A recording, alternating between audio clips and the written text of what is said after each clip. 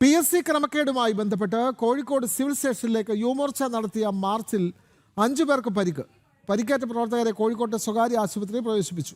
വിവരങ്ങളുമായി കോഴിക്കോട് നിന്നും രമ്യാദാസ് ചേരുകയാണ്. രമ്യ, PSC പരീക്ഷാ ക്രമക്കേടുമായി ബന്ധപ്പെട്ട് കേരളത്തിലെ വിവിധ ജില്ലകളിൽ യുവമോർച്ചയുടെ മാർച്ച് ഉണ്ടായിരുന്നു. കോഴിക്കോട് സിവിൽ സ്റ്റേഷനിലേക്ക് നടത്തിയ വളരെ സമാധാനപരമായ മാർച്ചിനെ ശക്തമായ ജലപീരങ്കി ഉപയോഗിച്ചാണല്ലോ പോലീസ് ചെറുത്തത്.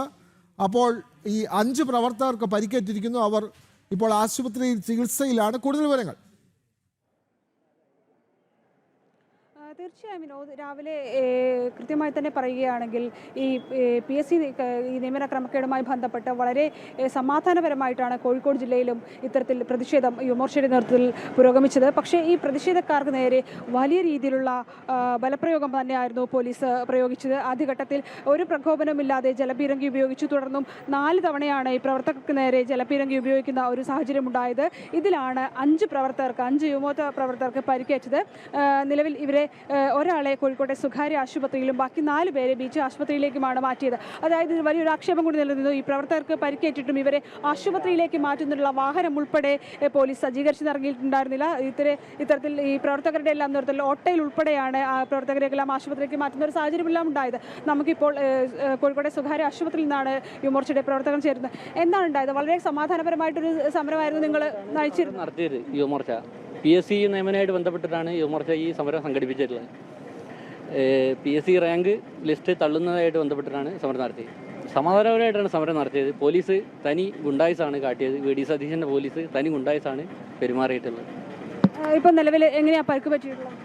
മുട്ടുംകാലിന് പൊട്ടുണ്ട്, മുട്ടിൻ്റെ ചിരട്ടയ്ക്ക് പൊട്ടുണ്ട്, പിന്നെ ഇവിടെ പരിക്ക് പറ്റിയിട്ടുണ്ട്. നിലവിൽ ഇപ്പോൾ എന്താ ഡോക്ടർ പറഞ്ഞിട്ടുള്ളത്? ഡോക്ടർ പറഞ്ഞത് ബീച്ചിലേക്കാണ് ഇപ്പോൾ കാണിക്കുന്നത്. അവിടെ പോയിട്ട് ബീച്ച് ആശുപത്രിയിലേക്ക് മാറ്റുവാണ്, അങ്ങോട്ട് മാറുകയാണ്. അവിടേക്ക് ബാക്കി പരിക്കേറ്റ 4 പേരും ബീച്ച് ആശുപത്രിയിലാണ് പ്രവേശിപ്പിച്ചത്. ബീച്ചിലല്ല. അതായത് ഇപ്പോൾ ഈ പരിക്കേറ്റ പ്രവർത്തകരെ ആശുപത്രിയിലേക്ക് മാറ്റുന്ന സജ്ജീകരണങ്ങളും തന്നെ, അതായത് മിക്കവാറും ഈ ഓട്ടോയിൽ ഉൾപ്പെടെയാണ് പ്രവർത്തകരെ മാറ്റുന്ന ഒരു സ്ഥിതി ഉണ്ടായത്. പോലീസ് ഇതിനൊന്നും ഇത്തരത്തിലൊരു വാഹന സജ്ജീകരണം ഒന്നും ഏർപ്പെടുത്തിയുള്ള ഒരു ആക്ഷേപം കൂടി വരുന്നുണ്ട്. അതെ, ഒരു വാഹന സൗകര്യം ഇല്ല. ഇനി അവിടെ ഒരുപാട് സമയം അവിടെ ഞാൻ കിടക്കുകയായിരുന്നു വേദനയായിട്ട്. പിന്നീടാണ് പോലീസ് ജീപ്പായിട്ട് വന്നത്. അവർ ബഹളം വെച്ചതിന് ശേഷം. അതായത് പ്രവർത്തകർ ബഹളം വെച്ചതിന് ശേഷമാണ് ഇത്തരത്തിലൊരു സജ്ജീകരണം ഏർപ്പെടുത്താൻ പോലീസ് ഒരു സജ്ജീകരണം ഏർപ്പെടുത്തിയിട്ടില്ല. ഈ പ്രവർത്തകർ തന്നെയാണ് ഓട്ടോ കൊണ്ടുവന്നതും. പോലീസുകാർ ഒന്നിനും നിന്നിട്ടില്ലായിരുന്നു. ഒരു ആംബുലൻസ് വിളിക്കാൻ പറഞ്ഞിട്ട് ഒരുപാട് മണിക്കൂർ നേരം കാത്തിരുന്നിട്ടാണ് പിന്നീട് നമ്മൾ ഇത് കാരണം കൊണ്ട് റോട്ടിലേക്ക് പ്രതിഷേധമായിട്ട് വന്നപ്പോഴാണ് പിന്നെ പോലീസുകാർ നമ്മളോട് അതിനുള്ള സജ്ജീകരണം ശരിയാക്കാമെന്ന് പറഞ്ഞതും പിന്നെ ഓട്ടോ വിളിക്കാൻ നിന്നതും. പിന്നെ നമ്മളെ പ്രവർത്തകരാണ് 2 ഓട്ടോയിൽ വിളിച്ചു വന്നത്. ഇതിന് ശേഷമാണ് പോലീസുകാർ ഓട്ടോ വിളിക്കാനും അവർ വണ്ടി സജ്ജീകരിക്കാനും വേണ്ടി വന്നത്. നമ്മളോട് പ്രതിഷേധം കാരണം മാത്രമാണ് അവർ ഓട്ടോ വിളിക്കാനോ മറ്റു കാര്യങ്ങൾക്കോ നമ്മളെ കൂടെ നിൽക്കേണ്ടി വന്നത്. അല്ലാതെ അവർ സ്വയം ചെയ്തു തന്നതോ ഒന്നുമല്ല. നമ്മൾ കഠിനമായി പറഞ്ഞതുകൊണ്ട് മാത്രമാണ് അവർ വന്നത്. അല്ലായിരുന്നുണ്ടെങ്കിൽ നമ്മൾ റോട്ടിൽ കിടക്കുക എന്നല്ലാതെ അവർ കൊണ്ടുപോകാൻ യാതൊരു താല്പര്യം കാണിച്ചിരുന്നില്ല. അവർ അക്രമാസക്തമായിട്ടാണ് നമ്മളോട് പെരുമാറുകയും സംസാരിക്കുകയും ചെയ്തുകൊണ്ടിരുന്നത്. അതുകൊണ്ടാണ് ഇയാളെ ലാത്തി കൊണ്ട് കുത്തിയതിൻ്റെ അടയാളമാണ് ഈ കാണുന്നത്. കാരണം നമ്മൾ മുന്നോട്ട് ആയുന്ന സമയത്ത് അവർ ലാത്തി കൊണ്ട് കുത്തുകയായിരുന്നു. ആ സമയത്താണ് മുട്ടുകാലിന് പരിക്ക് പറ്റിയത്. പിന്നെ ഇയാളെ ഒരു കാലം റോട്ടിലിട്ട് വലിച്ചപ്പോഴാണ് ഈ സംഭവം ഉണ്ടായിട്ടുള്ളത്.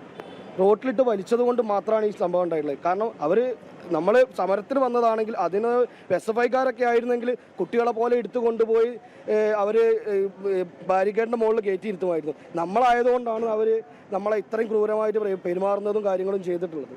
അതായത് ഈ ആദ്യഘട്ടത്തിൽ ഈ പ്രവർത്തകർ പ്രതിഷേധവുമായി എത്തുമ്പോൾ ഒരു പ്രകോപനവും ഇല്ലാതെ ജലപീരങ്കി ഉപയോഗിക്കുന്ന ഒരു സ്ഥിതിവിശേഷം കൂടി ഉണ്ടായിരുന്നു. ഇല്ല, ഫസ്റ്റ് ഞങ്ങൾ നല്ല രീതിയിലാണ്.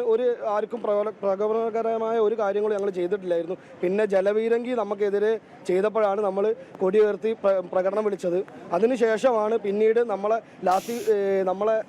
ലാത്തിയും ഇത് ഉപയോഗിച്ച് നമ്മളെ തള്ളി പുറത്താക്കാനാണ് ഉദ്ദേശിച്ചത്. ആ സമയത്താണ് ഇദ്ദേഹത്തിന് പരിക്ക് പറ്റിയത്.